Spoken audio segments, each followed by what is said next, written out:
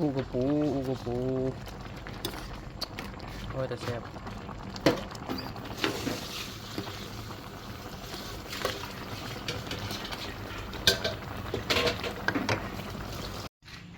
เจียวให้มันติดกัน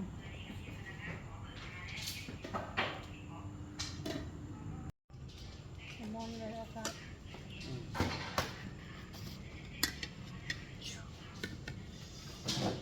แล้วบริกินอูกระปูอาเจียมมีหวานจังเลยอันนี้กินโอ้ยยังชูเขาจะ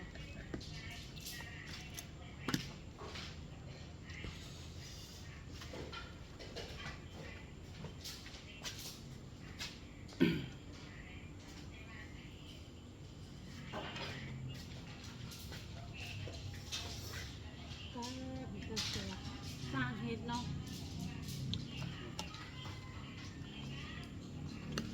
เท่เนาะ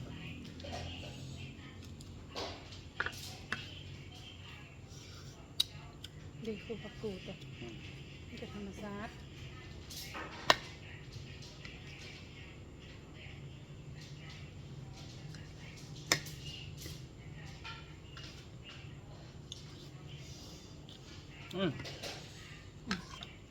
ตักออกมานี่นึงจังเย็นไว้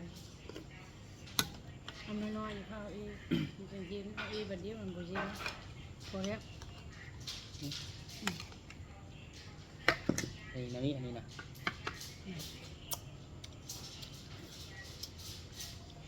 โอ้ยจะเอาแม่กับข้าวกับตาพูดมาสุกกากิน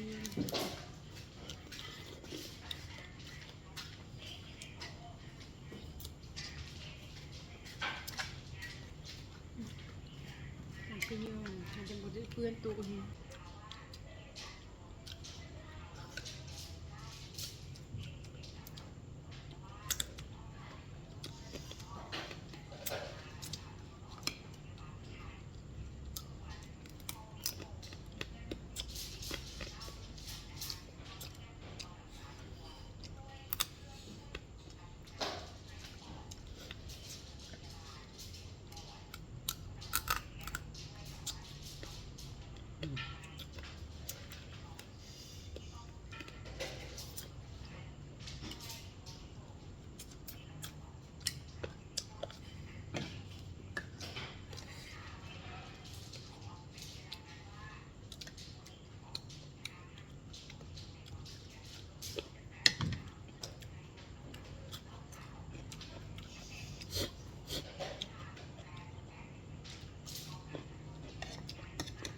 จัง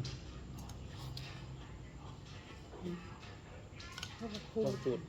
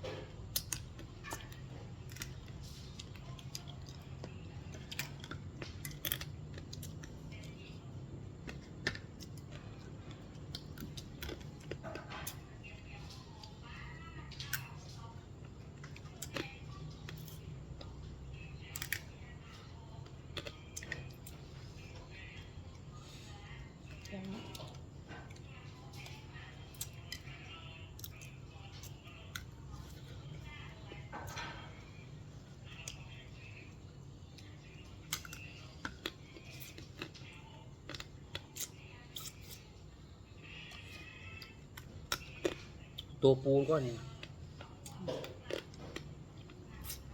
มันอยู่ในอ้องนี่แม่ กับตัวปูนะตำมือขั้นเอาหน้ามัน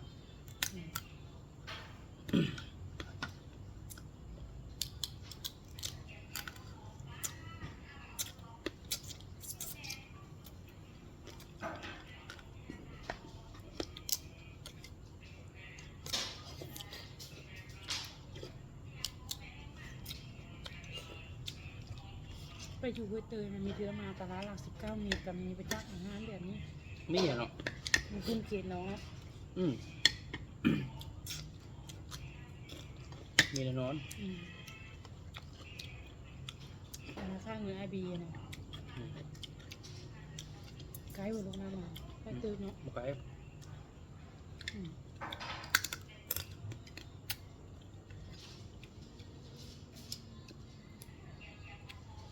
ปูนาไทยเวียงกับปูนาไทยจังเจ้าค่ะอันเดียวดิติ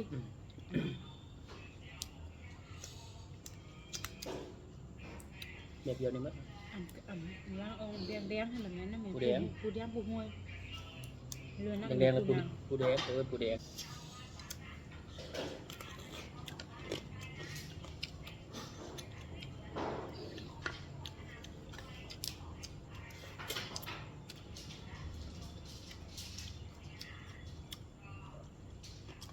โอ้ครับ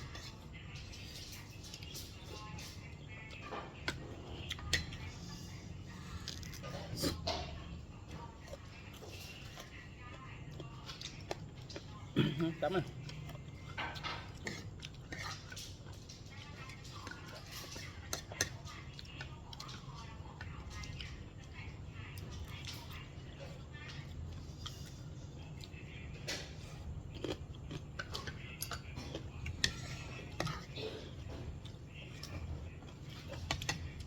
พักชมตรงนี้มันนั่นแหละเป็นไง น่าจะข้อนนี่มันเก่าเหมือน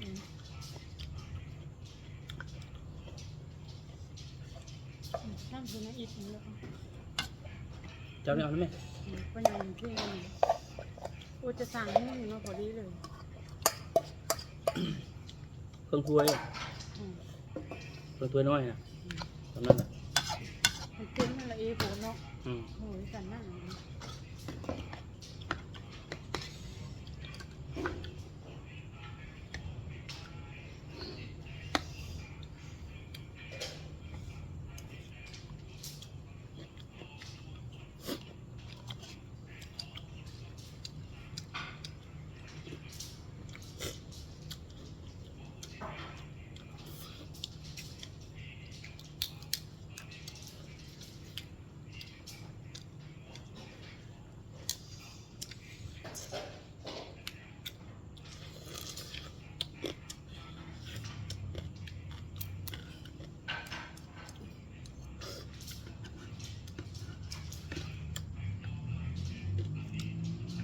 ตัวหอตัวละเซียน หึ ตัวหออยู่ตลาดตัวละเซียน ถูกห้อง อืม โอ้ โอเค ยากว่ะรวบที่พัน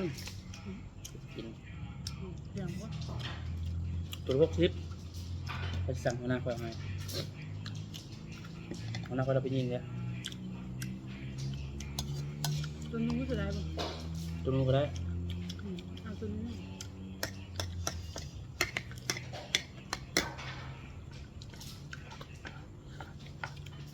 ตัวนู้นนี่ทำได้มือหมดสดๆนะ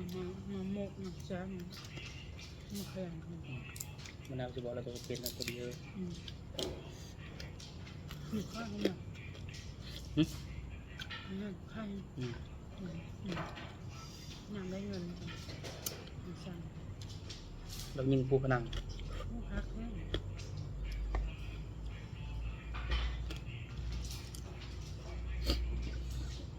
ทำให้เขาเนี่ยไป อีกแล้วพอแล้วพอแล้วมาก็ตุยมันสาเหตุก็ดีตัว ใช่ไหม